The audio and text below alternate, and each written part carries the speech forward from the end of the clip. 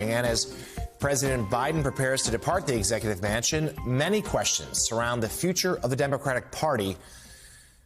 And recently, during the 20th anniversary of the Clinton Library in Little Rock, Joe Scarborough sat down with Democratic strategist James Carville, as well as former Virginia Governor Terry McAuliffe, and asked them both how Democrats can rebuild the party's relationship with voters.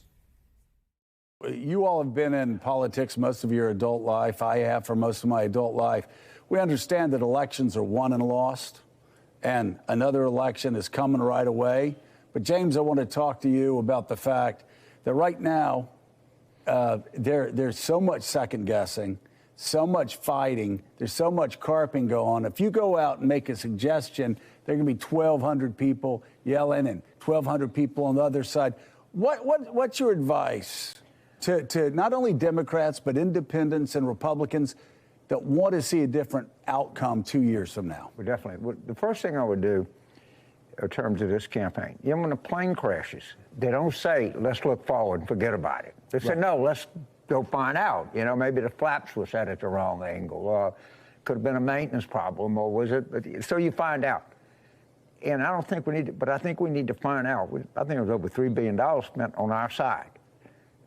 What did we do right? What did we do wrong? What got wasted? Where was the area of concentration? I mean, with a military operation, if you got the title table wrong, they're going to come back and investigate and say, what did we, you didn't figure this out, or where the troops were going to land, or anything else. I mean, you represented the Naval Air Station in Pensacola. You think if they fly one in and drink, how many investigations they're going to have? Because you got to find out where was the bug and fix it. So I do think some analysis, a retro look at what happened in 2024 can have some value.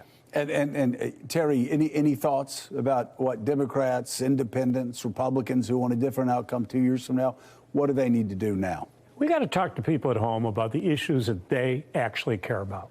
Bill Clinton always talked about quality of life, jobs, personal income going up. And we're missing it. I mean, obviously that message did not resonate in the last presidential election.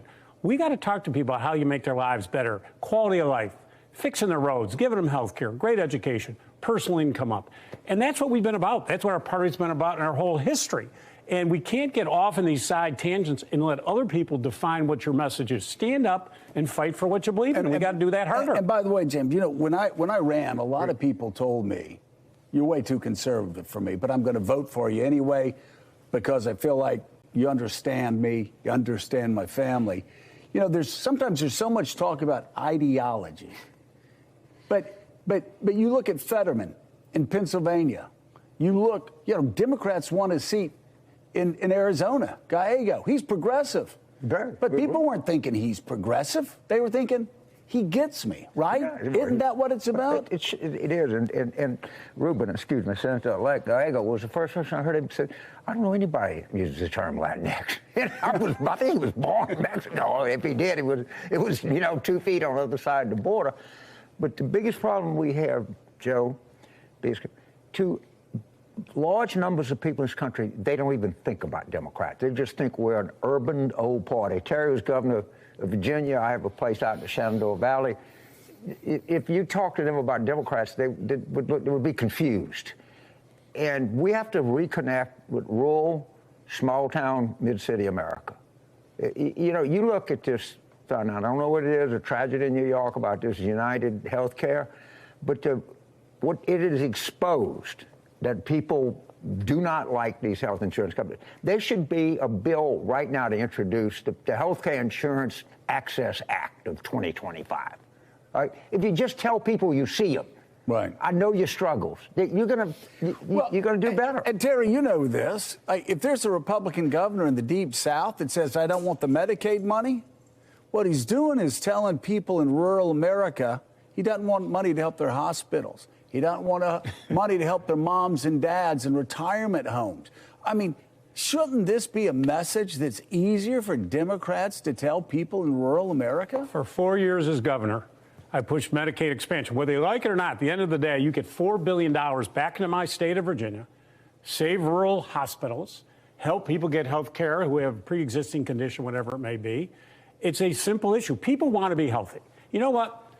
Life's not complicated. You know, they want to make sure their kids have a quality job with nice income in it. They want to make sure they get in the roads and the roads work. They get health care, great education. This is not rocket science. And that is what we should be talking about. That's our history. As governor, this is all I focused on every day. How's personal income? How many jobs we created? Are the roads working? That's why I actually love governors, because, you know, we've got to balance budgets. We don't have deficits. We run your health care. We run your education, build, clean your roads. That's what we need. Talk to people about the things that they're experiencing every single day. This is the greatest country in the world. We got to bring people together. James, give people out there hope that don't have hope right now. Well, because, you know, we're Americans and we think we don't have hope. It turns out we do have hope. And I think we can be an effective opposition party, because that's what we are. We don't have any power. People have to get over that. And it is hope when the Democrats say, we're going to run everywhere and we're going to talk to people everywhere, and we're not just a coastal party. And we lost some great senators, Manchin, Casey. We lost Tester. Sherrod Brown. Tester, yep. Sherrod Brown. I mean, we lost some.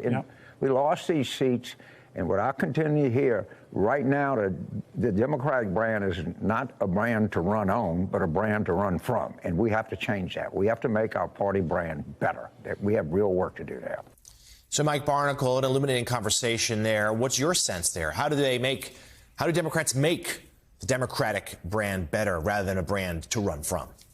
Well, first of all, Jonathan, there's no way I can come close to the expertise of James Carville and Terry McAuliffe. I mean, one's been on the ballot, one's run successful campaigns for the last 40 years. But I will tell you this, just observations, just sidewalk observations. The Democratic Party has to do one thing above all else, and that's get younger.